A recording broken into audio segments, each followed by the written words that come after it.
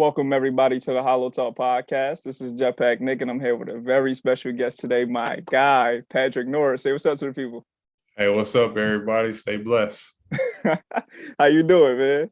Man, I'm good, man. I'm good. I'm blessed. Hey, out here in hot Arizona, you know how I get out No, here. yeah, Arizona. That's one of the best places I've ever been, man. Yeah, nice place. Everybody Yeah, love it out here. absolutely. All right, so let's get into it, man. I'm excited about this one. This has been a long time coming, so let's just get right into it, man. Can you let the people know who you are, what you're about, and what you do? So, my name is Patrick Norris. I played baseball for 8 years for the Kansas City Royals. As you can see, my man Nick. Yeah. Hey, and I am a huge Dolphin fan. We making noise this year. You better It looked like it. And yeah, I played. It was a long journey for like with the baseball thing. I started out in junior college. Got drafted as a freshman because back then you can get drafted as a freshman. Damn, man. In junior college. So I got drafted by the San Diego Padres. I got a Padres hat in here somewhere too. No, I see. Yeah, so I got drafted by them in the 39th round. I ended up going back to school, played at Butler another year, didn't sign, and then that's when kind of, the career kind of took a little roller coaster with everything. So that's when I ended up getting hurt, and then ended up going to Oklahoma City, and that's when I started switch hitting and hitting left-handed. So it was all, to be honest with you, it was all like a blessing that it helped me throughout my career, like to get as far as I got with playing. So everything that happens to you happens for a reason, and you just got to be able to roll with the punches. Okay, so going through the minor league system, because this is something that like any average baseball fan really might not know the ins and outs about. So Yeah. while I got you here, can you kind of just like explain the process of going through the minor league system, getting all the way up to the majors? Yeah. So the minor league system is everyone can play.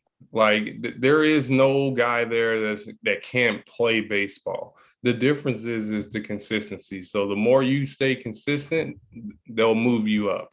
So if you're consistent and you got consistent numbers every year, you climb your way up.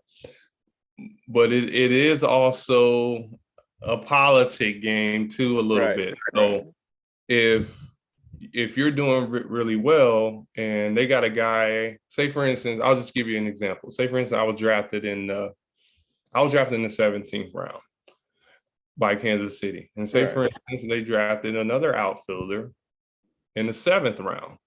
So he's 10 rounds ahead of me. They're invested more in that guy than me. Right. It's just investment. So if I spend more money on that, I'm gonna look at that a little bit. I'm gonna look at the 7th round, pick as I spent more on the investment on that, so I'm gonna take care of that more than the other guy. So those are things, the obstacles that you run into, and it's just a part of it. And you just gotta stay level-headed and keep grinding and grinding and grinding. It's definitely a grind. A lot of bus rides.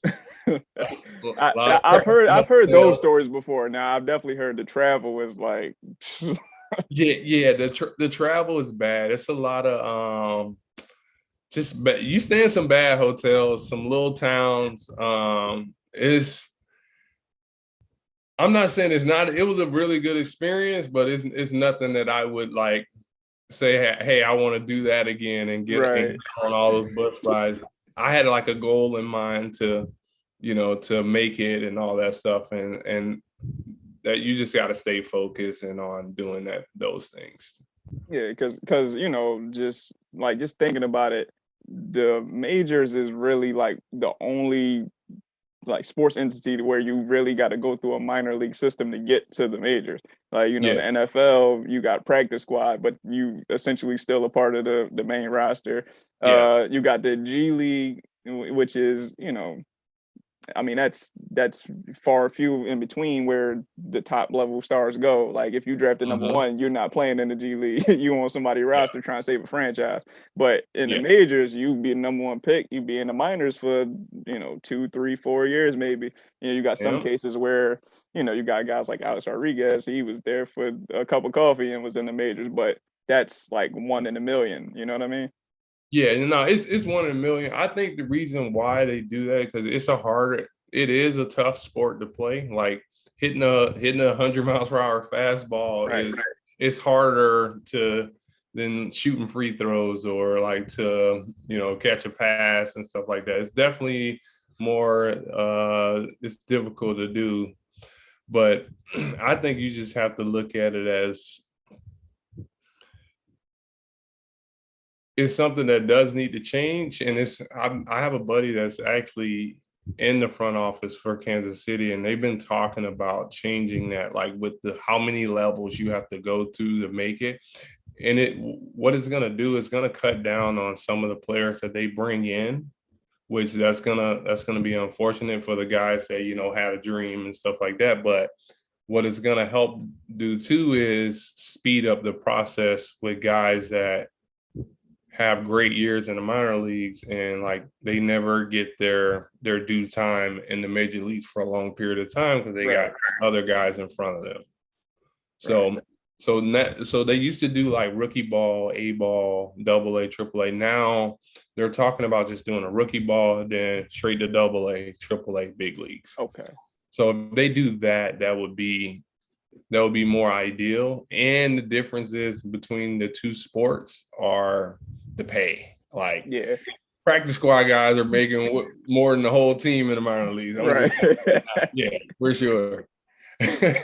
So I'm curious to know, because for as long as I've known you, I've never asked this question. So I guess this would be a perfect time to ask, right?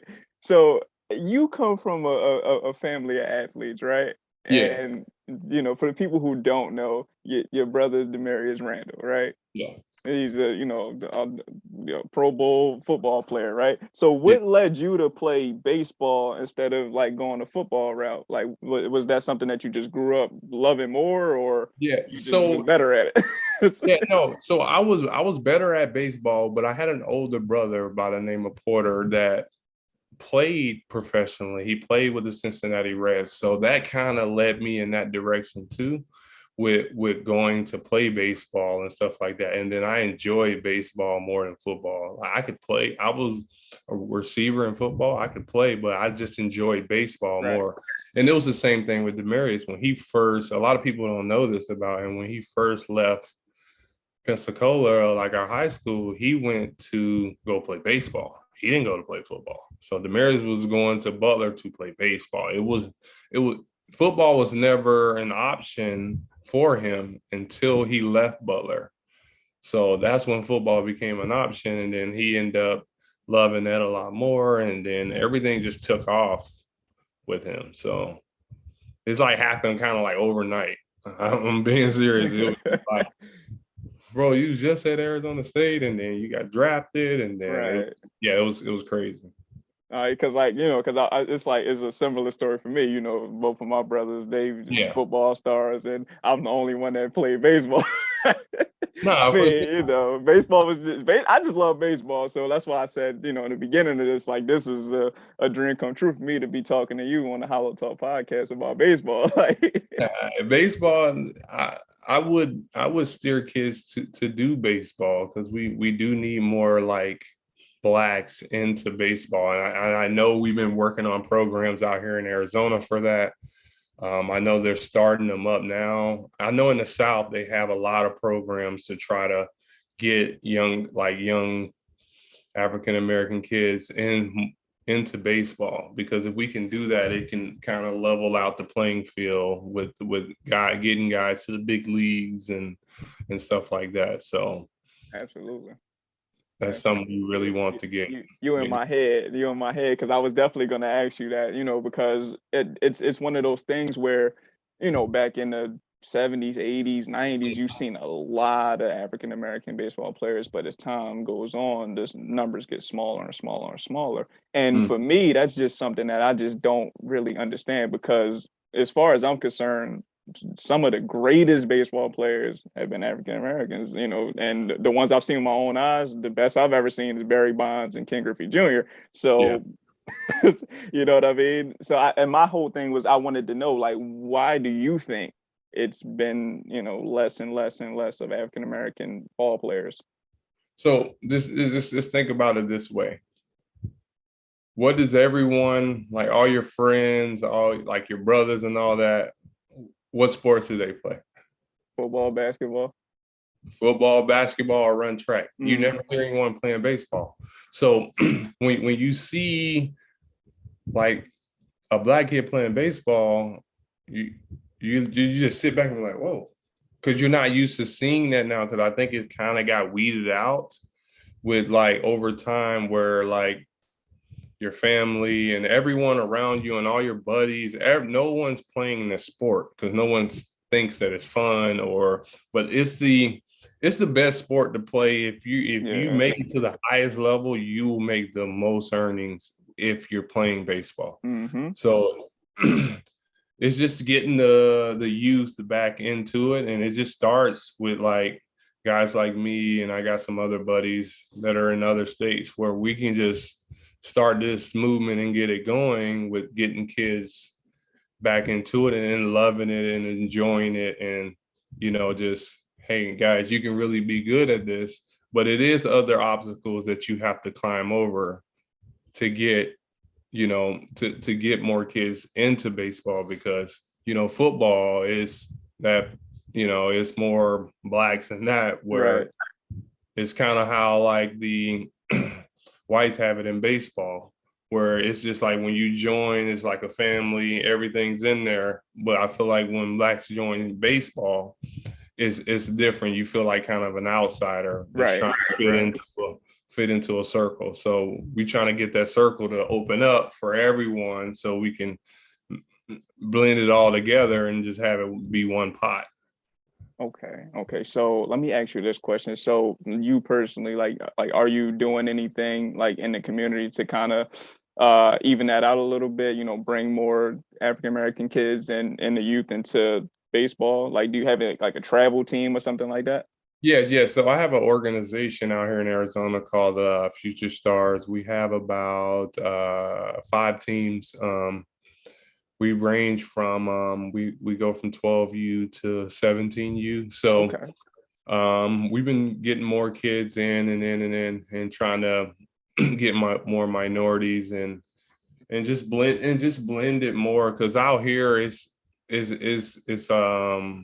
predominantly white with the teams that are out here. So the more you can blend that together, because like we have some of the better athletes, those kids that play football and basketball and stuff, when they come on the baseball field, you just like, whoa, like you kind of take a seat back, because like those kids are so athletic and they're so talented. It's just we have to get them in the mindset of, hey, you can do this, you can play, and you can get well compensated for it if you love it just as much as you love football or basketball, and it's less on your body. Right. So once we can get them through that mindset, I think that's when it'll change. And we just got to get a guy that's the face of baseball. That will help us a lot too, where I know it's going to be tough to do. And we got some candidates now. I love Mookie Betts. Yeah, former league MVP. He's one of my favorite players. We just got to get that. Once we get that going, we'll be fine. Well, I mean, I do think it's definitely possible. I mean, like I said, Griffey was Mr. Baseball in the '90s. Yeah. Michael Jordan was coming to get autographs from Griffey. Like that's So I definitely think it's possible, but it's definitely been a minute to where the best player was an African American player. You got a real huge influx of the Latino ball players who are of the same kind of ilk, but it's a little Mm-hmm. different, I guess you can say. You Yeah. know, but I do think it's possible though. Like you got some great all-star level players, like you said, Mookie Betts. You got what's my guy from Chicago? Tim Anderson. Tim Anderson. Yes, Tim Anderson. You got a good amount of people, man. So Yeah. it's definitely possible, and I definitely hope to see a bigger influx of African American ball players, and just kind of even it out, like you said. Yeah. It's not a, don't want it to be a takeover thing. We just No, want it not at all. it could be 50 with all races, and it'll be fun to watch. You know what I mean? And then because if you ever notice, the Latinos and African American players bring a different, like, flamboyant, like, Mm-hmm. swag to baseball, and that's another reason. I'll tell you this. That's another reason why I think African Americans don't play, because they feel like if they be themselves and have swag and kind of show off a little bit, it's like that's not condoned in baseball You're with right. all like these old, unwritten, like kind of outdated rules. I think the rules are outdated. No, absolutely. I mean, baseball is probably like the last in the pack when it comes to evolution and keeping up with the times and everything. I mean, Yeah. I don't know why that is when it's so much potential to grow the game by just letting the players be themselves. Mm-hmm. When you think of the NBA or the NFL, for instance, like you get to see the personality of the individuals, and then that translates into the team success. And if you got a great team with a lot of great characters, you become you become everlasting, like the 86 Mets or the 98 Yankees, or the 2016 Cubs, like, you know what I mean? Yeah, no, for sure. And it's just like I played over in the Dominican, and Mm, it's a totally different game. I loved playing over there because it was like it was no, you hit a home run, you can show off, you can right. have fun with it. Like here, it's like you got to run around the bases a certain way, can't stare at the pitcher or they're gonna hit you, and then like guys don't want to have to deal with that because think about it, if you play football and someone hits you, guess what? You can go hit them back. Hmm. Like in baseball, you do that, everybody get fined, everybody gets suspended, big deal. You know what I mean? So they got to just tone down the dinosaur rules that we have for baseball. We just got to get those weeded out and just come up with more. You can have. I understand about respecting the game and all that stuff. I get it. I will respect the game. Like I'm not a big believer of running up the score on people and stuff like that. Once you're winning, you're winning. And like don't kick someone when they're down. I get that Hmm. stuff, but like if you hit a home run, you should be able to celebrate. Absolutely. I mean, pitchers celebrate when they strike you out. That's the one thing I never understood, because they strike you out in a big moment. They're yelling, they're screaming, they're staring at you. But if you Right. hit a home run and stare at them, it's like running around the bases, or I'm going to hit you. So I don't know. That one always irks me a little bit. So I'll leave that one for another day. We'll leave that one to MLB Network to discuss. Yeah, for sure, for sure. No, I mean, like I said, I do think that the game is definitely changing in the right direction from what I Mm, can see. Like I said, a lot of the guys bring their individual personalities, and we're able to see that and connect with guys like Fernando Tatis Jr. or Juan Soto, or mhm. plenty other guys. It's too many to name, but those are just a few. I do Yeah, think baseball is definitely gonna catch up and hopefully become what it was back in the day, which is the yeah. prominent sports league. No, for sure. And Mm. man, so do you miss it? No, so I'll tell you this. When I'm coaching, sometimes I get to the point where like if I'm sending the kid home, I'm like thinking like I would have went right there. But I had to change my mindset of like, okay, these kids aren't you. So Right. you got to know their speed and stuff like that. But when I first stopped playing, it was weird because, you know, I'm like, what's next? And I knew I had a lot of knowledge in my head with baseball and all Right. that stuff where, and I was kind of searching for a year. I used to do lessons and all that stuff. And then I finally found like, okay, I want to get back. I want to, share all my knowledge with these kids because I didn't get this knowledge at their age. Right. Like it was just raw. Like with me just watching baseball and like copying players and stuff like that.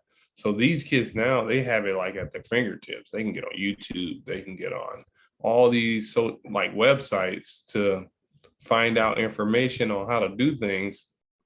This generation should be so much better than what we were. But I think it's just you get some kids that do want to do it, and you just get some kids that like don't even watch baseball but want to play. Right. Mm-hmm. Yeah, see, I was an avid baseball watcher and player, so I was able to transition, and and for me, I mean, well, I guess like I should be having you speak about this, but like for me, watching baseball and then playing it, like I was able to pick up like the intangibles of the game. So Mm-hmm. like knowing where you need to be for the cutoff, or Yeah. knowing like when the balls hit up in the air, to kind of stand in between first and second just to see what happens, so that way you Yeah. don't get caught, in a run. Just Yeah. things like that.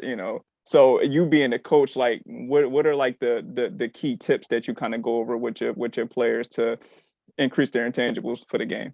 So the main thing I do is tell the kids to think about what you're going to do before the play happens.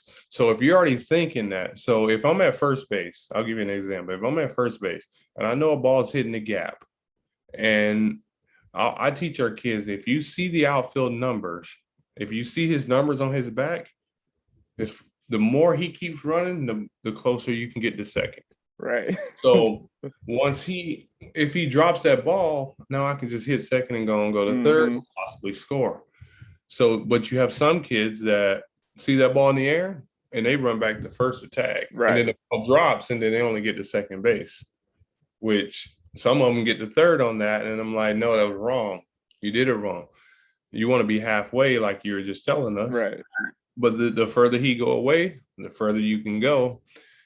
And once you think too before a play happens, especially it's mainly for defense. When I Hmm. tell kids that, because you got to think, okay, if this ball's hit to me, this is what I got to do if it's hit to me.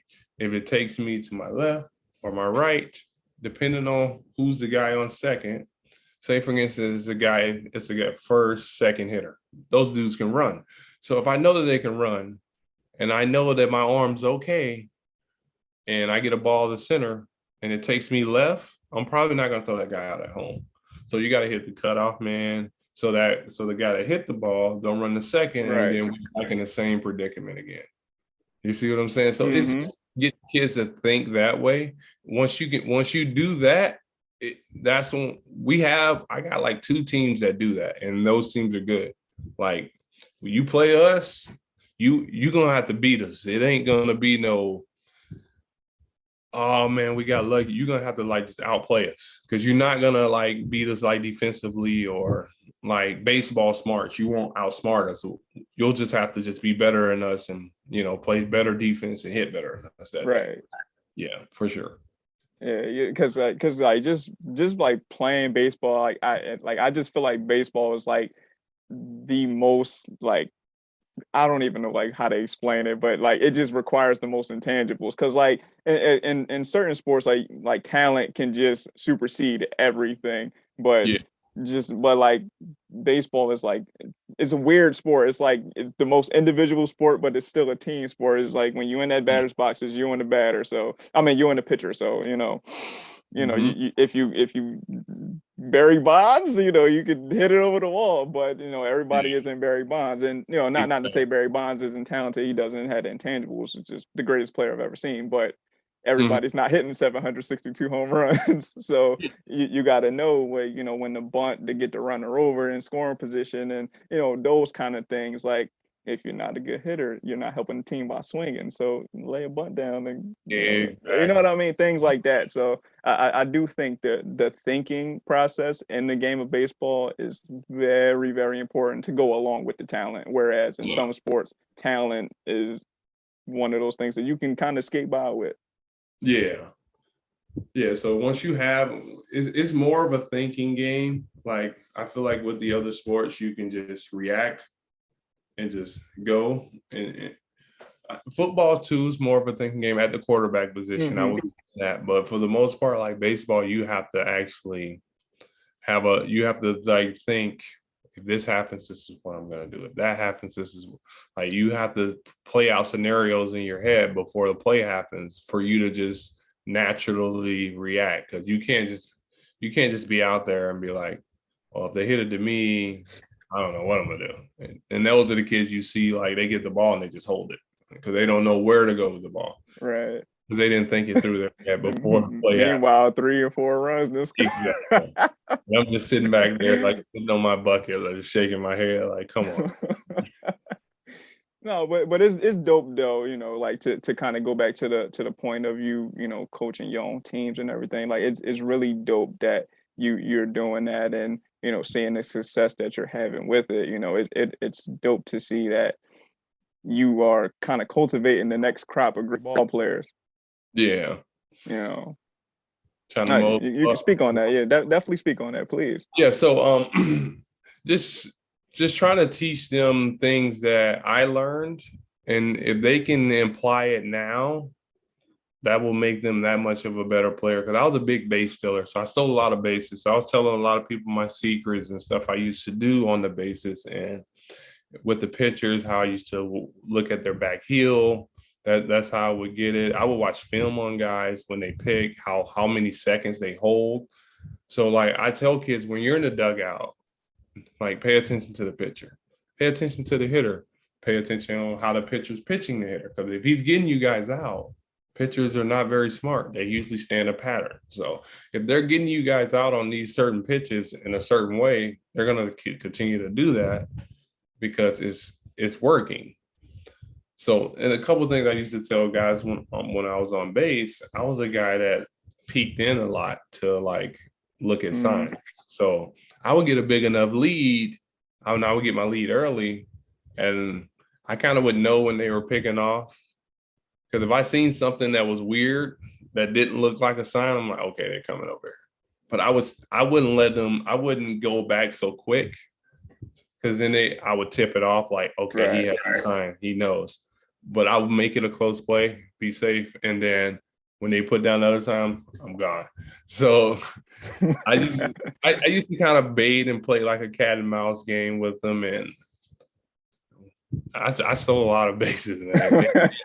And I kid you not, over half of them I stole from the dugout, just from paying attention on like tendencies and stuff that pitchers do. And it makes it that much easier for you. And I tell kids, you don't have to be the fastest guy just to steal bases. You just gotta have you gotta have timing, and you gotta like know what the pitcher's doing.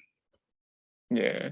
So let me ask you this, because I'm curious to know. So what are the goals that you have, for your travel teams and the kids that you coach in baseball? Like what are some of your short-term and long-term goals for those kids and the teams? So our short-term goal is just to get better every day, and then our long-term goal is to get all the kids to college. If we can get all the kids to college or drafted, because we do got one or two that might get drafted. So shout them out. So we got a guy named Caden Truman. Shouts out to Caden Truman. Mason Lewis. Shouts out to Mason Lewis as well. And those are the two I know off the top of my head that really had a really good chance of being drafted. I know they'll go D1 for sure. And if we can get everyone to college, like everyone, even if it's junior college, everyone's not going to go D1. We already know that. If you got a team full of D1 players, that means you have a team full of guys that probably should have been drafted. Right. So it's just developmental, and there's a lot of guys that they've come a long way. We've had some of these teams since 12U, and it's just like watching these kids like get better and better and better and putting in the work. It's pretty awesome to watch. And that's what makes me happy. As long as I see that, I'm fine. Yeah. I listen, man. I actually gotta come out there, man. I gotta come back out to AZ, and I gotta come to a practice until. Yeah, listen. When I walk on the field though, right? This I seek. Well, everybody listening, but this I seek. When I walk on the field, you gotta let them know I was a AAA infield. Look, this is Nick Holloman. He was a AAA shortstop. You guys pick his brain, do whatever you need to do. Make sure you talk to him. See, I didn't want to go and say I was an MLB shortstop because they got Google. They can look me up. I'm an MLB shortstop on the show, but in real life, I was a AAA shortstop. All right. I got you, bro. I got you. I'm gonna teach some moves, and if they mess up, it ain't because of me. All right, Uh, I'm throwing them under the bus. nah, it ain't on me. I told you how to do it. That's all. No, it would really be dope though to come out there and and see you guys play and actually see you coach in person, man. Because like I've been hearing all the stories, and I want to see if you guys are really as good as you say, man. Hey, play, man. We can play.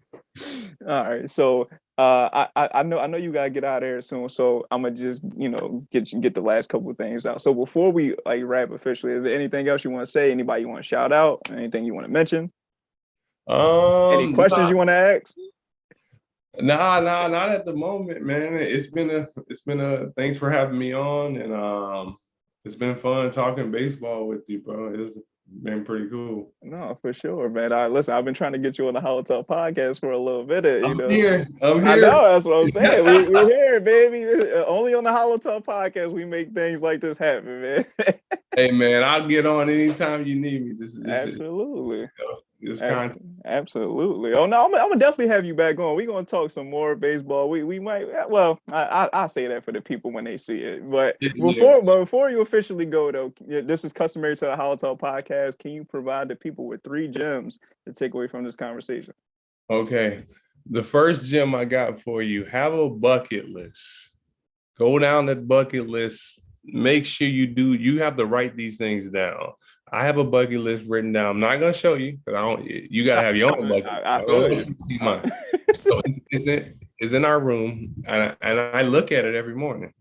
So like visual and just thinking about it, two totally different things. When you get a visual of something, you see it like, okay, you got to do it. So each year, just try to cross something off that bucket list.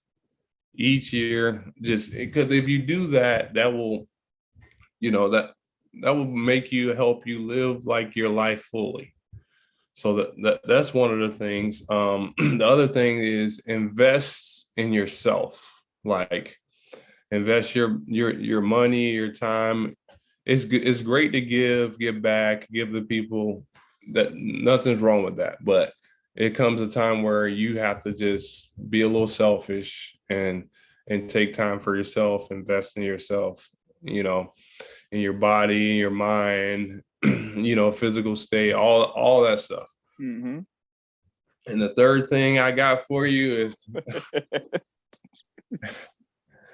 stay positive, laugh as much as you possibly can, because long as you here and you're breathing and like you got to just be excited about the day. I know everybody go through things and go through stuff, but long as you here, you got another chance and another day to change somebody's life or make somebody else happy or make yourself happy and stuff like that. So that's one thing I would pass along for people.